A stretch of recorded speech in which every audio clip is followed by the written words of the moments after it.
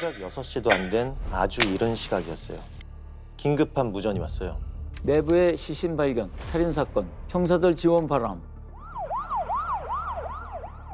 곧바로 현장으로 출동했어요. 나가면서 무전을 청취했을 때 살인사건이라는 얘기를 들었고 그래서 좀 마음에 단단히 준비를 하고 나갔었습니다. 서울에 있는 한 다세대 주택이었는데요. 대문을 열면 작은 통로가 나와요. 그 통로를 따라가면 계단이 나오는데 붉은 피가 곳곳에 떨어져 있어요.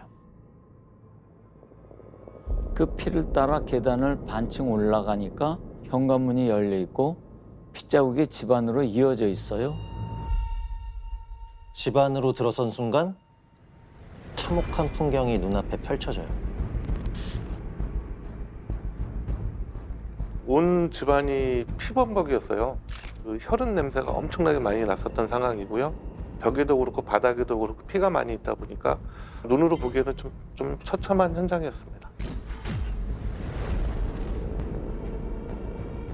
화면만 봐도 피비린내가 나는 것 같은데.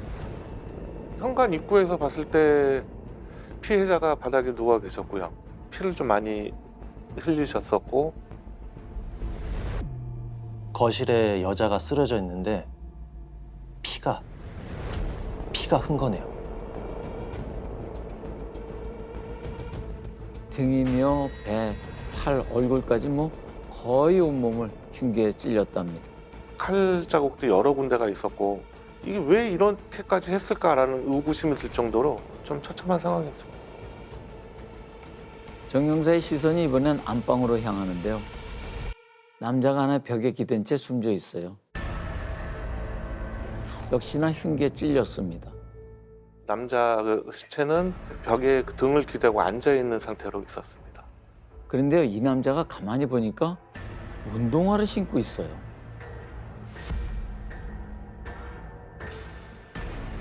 집안에서 운동화를 신고 있다. 이게 무슨 뜻일까요? 운동화를 신고 들어온 거겠죠? 외부 사람인 거죠? 특이한 건요, 여자한테 유독 공격이 집중돼 있어요. 남자는 찔린 상처가 3군데고 여자는 무려 20번 가까이 찔렸답니다. 그보다 더 특이한 게 있어요. 살해된 남자와 여자의 신원인데요. 여자는 결혼을 2달 앞둔 예비 신부였고요. 남자는 휴가를 나온 군인이었어요.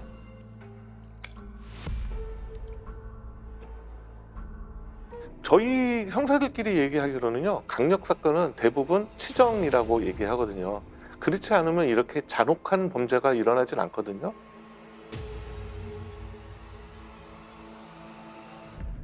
자, 내막을 알려면 이들이 무슨 관계냐부터 파헤쳐 봐야겠죠? 아까 이 집에 한 사람이 더 있다고 한 거 기억하시죠? 이 사건의 유일한 생존자이자 유일한 목격자 양석주 씨입니다. 사람이 3사람이 있었는데 2사람은 죽고 1사람은 부상을 입고 집 앞에 나와 있는 상황이었거든요. 정 형사가 현장에 출동했을 때 양석주 씨는 집 앞 골목에 쪼그려 앉아 있었대요. 얼굴에 잔뜩 피를 흘린 채로요. 정 형사님은 문득 이런 생각이 들었대요. 이 사건 금방 해결되겠구나. 양석주 씨는 현장에 있었고 안에는 시체가 2명이 있었던 상황이라 도망간 범인은 없었어요. 보통 이런 사건은 범인들 다 도망치잖아요. 그에 비해 이 사건은 너무 쉬운 거죠. 그날 집안에 3명뿐이었고 도망간 사람이 아무도 없으니까요. 죽은 자는 말이 없으니 산자에게 물어봐야겠죠. 이미 돌아가신 분들한테 물을 수가 없고 그 집안에 있다 나왔던 그 양모 씨의 진술에 의존할 수밖에 없는 상황이었었죠. 정 형사가 남자에게 다가갑니다. 그런데 대뜸 이 남자가 소리를 지르더래요. 이거 묻지마 살인이야. 묻지마 살인이라고. 첫 마디가 묻지마 살인. 여러분 보시기엔 어떠세요? 보통 묻지마 살인은 길거리나 그런데도 집안에서 묻지마 살인을 당했다는. 모르는 사람이 자기네 집에 들어왔다는 거죠. 자다 깨보니 모르는 남자가 들어와서 여자친구를 칼로 찌르고 있었고 자기도 공격하길래 몸싸움을 했다. 그러다 자기가 칼을 뺏어서 그 남자를 찔렀다는 거예요. 여러분이 듣기엔 어떠신가요? 그 새벽에 모르는 사람이 모르는 집에 들어와서 모르는 사람을 칼로 찔렀다. 이게 가능한가요?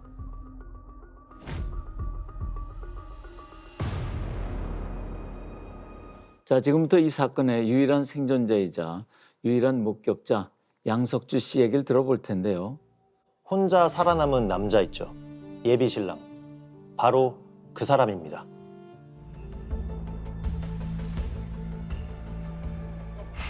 안녕하세요. 안녕하세요. 자기소개. 네. 자기소개요? 네. 저는 그냥 양석주인데요. 무슨 자기소개식. 혼자 살아남은 이 남자가 과연 살인자일지 아니면 또 다른 피해자일지 두 눈 크게 뜨고 지켜봐 주시기 바랍니다. 29살에서 35살까지니까 몇 년의 연애를 했는지 모르겠네. 2006년인가? 그쯤 됐겠네. 9년? 횟수로 9년 차.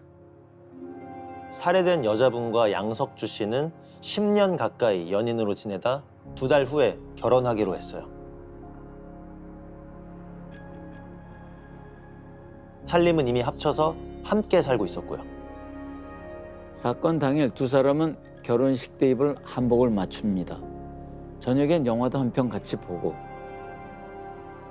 그날 영화를 아마 그 영화를 봤을 거예요. 니마 그 강을 건너지 마오. 여자친구랑 같이 봤고 애가 끝까지 다 보고 나서 한다는 소리가 오빠는 나보다 먼저 죽으면 안 돼라는 말을 했고 뭔 소리냐고 하니까 오빠는 나 없어도 혼자서 잘 먹고 잘 살 것 같다. 근데 나는 오빠 없으면 잘 못 살 것 같다 라고 했어요. 그 영화를 보고 나서. 영화를 보고 왜 너 들어가 자라. 출근 시간도 있으니까. 여자친구는 안방으로 들어갔고 저는 이제 작은 방에서 이부자리 제대로 켜고 이불에 누웠죠. 여자친구는 안방에서 양석주 씨는 작은 방에서 각각 잠이 들었는데요. 이제 수면에 들어가려는 찰나에 갑자기 악악악 비명소리 듣고 그래서 저는 너무나도 당연하게 또 바퀴벌레 지나갔나 보다 생각을 했어요. 그래서 놀랐으니까 다독이기라도 하자. 누워서 일어났어요. 이렇게 열고 앞에 장면이 들어올 거 아닙니까? 참고로 저는 마이너스 11.5 디옵터고요. 그러니까 형상만 희끄무레하게 보여요. 근데 이걸 하고 있더라고요. 자다 깨보니 웬 남자가 여자친구를 흉기로 내리찍고 있었다는 얘기인데요. 저게 무슨 날벼락이에요? 자, 일단은 양석주 씨의 주장입니다. 계속해서 들어볼까요? 그 다음 기억나는 거는 이런 조명 밑에서 은색 물체가 저를 향해서 내려오는 거예요. 이 상황을 파악할 새도 없이 바로 자기한테 날아드는 칼날이 보였대요. 남자가 석주 씨한테 다가왔던 거죠. 칼날이라고 생각을 해서 그래서 이렇게 돌렸고요. 머리를 진짜 한 2cm, 3cm 차이로 피했어요. 두 번째 칼질은 이제 왼쪽 여기 엄지손가락이 잘렸고 뒷걸음질을 제가 쳤어요. 얘도 근데 찌르면서 이렇게 앞으로 다가와요. 그리고 저는 이제 작은 방 안으로 밀려 들어갔죠. 내가 안 죽으려면 일단 저 칼은 뺏어야 된다라는 생각밖에 없었어요. 아이고. 칼날한테 베어도 상관없으니까 일단 뺏어야 된다. 이렇게 하고 집어넣었거든요. 칼 쥔 손을. 저는 그때 이제 손 아작날 줄 알았어요. 어이없게도 무슨 어린아이들한테서 무슨 사탕 뺐듯이 너무 쉽게 그냥 스르륵 하고 들어오는 거예요. 나중에 이제 곰곰이 생각을 해봤죠. 내가 왜 이렇게 칼을 쉽게 뺏었나. 이 칼질을 하도 많이 해가지고 내가 피범벅이 되다 보니까 피가 너무 미끄러워서 그렇게 해서 너무 쉽게 뺏은 것 같다라는 게 제 생각이고 내가 그러면 칼을 뺏겼잖아요. 바로 위에서 저를 덮치더라고. 각이 딱 한 군데밖에 안 나오잖아요. 등 쪽, 옆구리 쪽. 등 쪽, 옆구리 쪽. 찔렀는데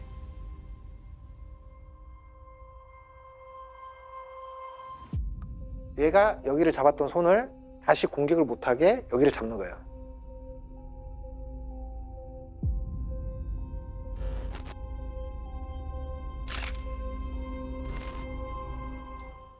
대체 뭐 하시는 분입니까?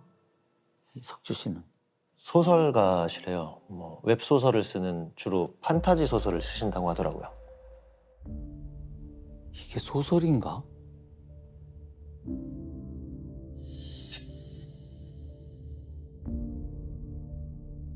하여간 석주 씨가 보통 분은 아닌 것 같아요. 네, 진짜 일반적이지 않아요. 수사를 담당했던 정 형사님은 이런 생각이 들었다고 합니다. 칼끝이 뼈에 걸리는 느낌이 났다. 그리고 목에서 그륵그륵하는 소리가 나는 걸로 봐서 폐에 바람이 들어간 것 같다. 그래서 곧 죽을 것 같으로 생각을 했다라고 하는 일반 사람들이 생각하지 못할 그런 얘기들은 했던 거는 좀 특이한 사안이었습니다. 정 형사님도 그런 생각이 들으셨네요. 형사님도 되게 놀랐던 그 감정을 기억하고 계시는 것 같아요. 그렇죠. 네.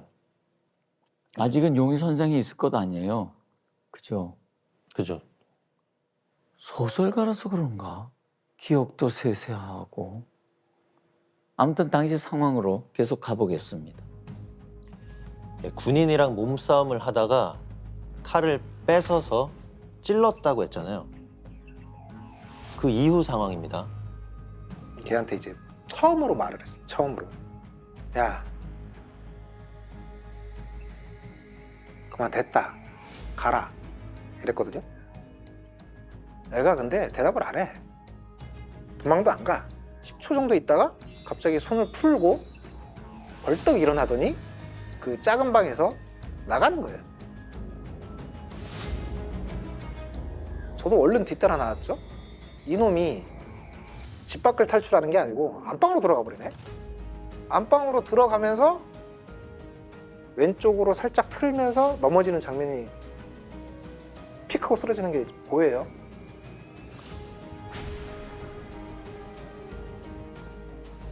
몸을 돌리는 순간 여기 제 방 옆에 서랍장이 있거든요. 서랍장 옆에 여자친구가 등을 기대고 이러고 있는 거예요.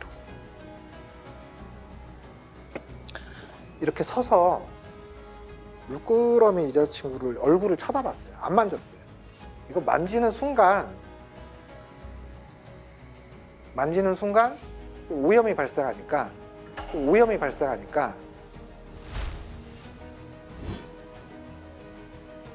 물끄러미 이렇게 쳐다봤어요.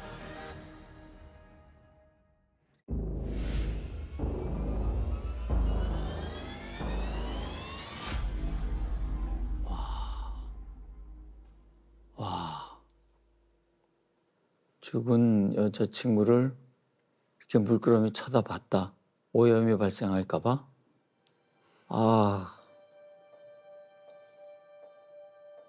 이거 어떻게 된 거죠? 이런 일이 일어났을 때 뭐 오염 생각하기는 쉽지 않을 것 같은데 되게 흥분 상태일 텐데. 그렇죠. 아니 죽은 날 살았네 이렇게 만져라도 보게 되지 않나? 손이 저절로 갈 텐데. 그 사람의 이름을 부르게 되고 대답이 없으면 이렇게 사람을 만져보게 되고. 그렇죠. 이 그게 순서 아닌가? 네.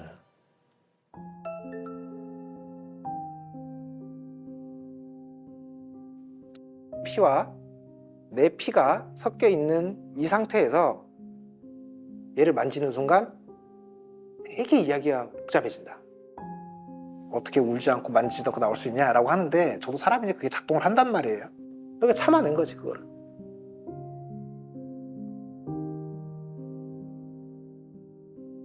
현장에 오염될까 봐서 여자친구를 그냥 물끄러미 바라본 후에 양석주 씨가 한 일은 과연 뭐였을까요?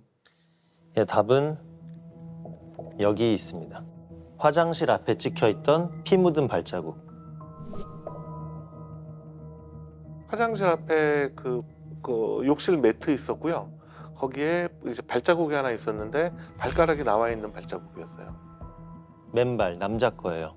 그 장상병은 신발을 신고 있었거든요.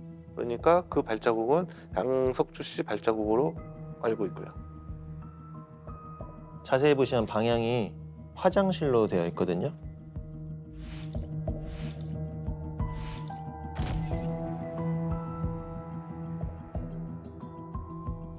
그리고 화장실에 버려진 범행 도구는 칼입니다.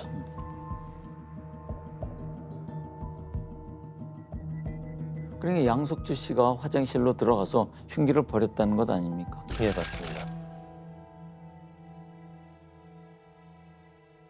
칼에 여기가 베인 이마 상처가 계속 피가 눈을 가려요, 오른쪽 눈. 그래서 화장실 갔어요. 화장실을 가서 세수를 하려고 했어요. 사실 손에 칼을 쥐고 있네 아직도 내가. 그래서 화장실에 욕실에 딱 던졌어요. 또 이제 저희도 제일 중요한 부분 중에 하나가 흉기가 어디서 출처가 중요하거든요. 범인이 현장에 가기 전에 미리 준비했는지, 현장에 있는 걸 사용했는지는 또 이게 좀 중요한 포인트가 되기 때문에. 정 형사가 이 칼에 대해 물었어요. 양석주 씨, 이 칼 아시죠? 모르겠습니다. 그놈이 들고 왔겠죠. 이 칼 당신 집에 있던 겁니다. 정말 몰라요? 아, 글쎄 나는 본 적 없는 칼이라니까요. 처음에는 양석주 씨가 자기 칼이 아니라고 얘기했었어요. 자기네 집에 있던 칼이 아니다라고 얘기를 해서, 그래서 그 칼에 대해서 또 많이 확인을 해봤고요. 결국은 그 피해자 어머니가 그 결혼 선물식으로 해서 사준 세트로 된 칼이었던 걸로 확인했어요. 어떻게 생각해요? 자기가 자기 집에 있는 칼 모르나? 학주 씨도 몰라요, 집에 있는 칼? 아니요, 저는 알죠. 내 집 칼은 알죠, 보통. 더구나 양석주 씨는 이렇게 기억력이 좋은 사람인데. 아는 사람이 의심스러워요, 모르는 사람이 의심스러워요. 근데 모른다고 해도 사실 끄덕여지긴 하는데. 여러분은 집에 있는 칼이 어떻게 생겼는지 아시나요?